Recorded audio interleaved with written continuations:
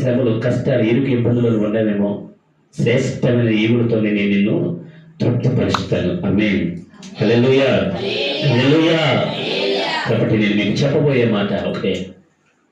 ఈ లోకంలో కొన్ని శ్రమలున్నా, ఇబ్బందులున్నా, అనారోగ్యాలు వచ్చినా ప్రభుని విడిచిపెట్టడానికి కానీ, ప్రభు ఆజ్ఞను త్రోసివేయడానికి కానీ, ప్రభు మాటను కానీ విడిచిపెట్టడానికి ఎవరు సాహసించకండి.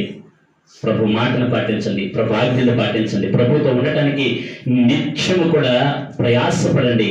నా ప్రభు శ్రేష్టమైన ఈవులతో మిమ్మల్ని, మీ కుటుంబాలను తృప్తిపరచునుగాక. హల్లెలూయా.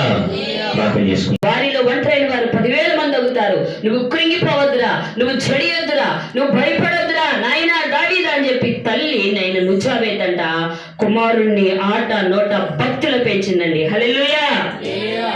ఆ తల్లి ప్రార్థన, ఆ తల్లి దైవ భక్తి, ఆ తల్లి యొక్క మాటలు దావీదుని ఎంతో ప్రభావితం చేసినాయి. ఎంత ప్రభావితం చేసినాయి అంటే, ఒకరోజు బిడ్డలందరూ పిలిచారంట యెషయని. నానా యెషయ్, నాన్నగారు ఆడెవడో ఉన్నాడు కదా రహస్య స్థలాల్లో పెంచి పెద్ద చేస్తుంది నుజవేతు, ఆమె మా తల్లి అన్నావు, మంచిదే. మరి ఆమె ఒక బిడ్డను కంది. ఆడు ఆటలోట యవన కాలంలోకి వస్తున్నాడు, ఇంచుమించు టీనేజ్లోకి వస్తున్నాడు. ఆడి పరిస్థితి ఏంటి అంటే, తండ్రి అంట 7 కుమారులు పిలిచన్నాడంట, వైరే నాయన ఈలారా, నీ తల్లి చాలా గొప్పదిరా, ఆమె కన్న బిడ్డ అయిన దావీదు నా కొడుకేరా, ఎవరో కొడుకు కాదురా.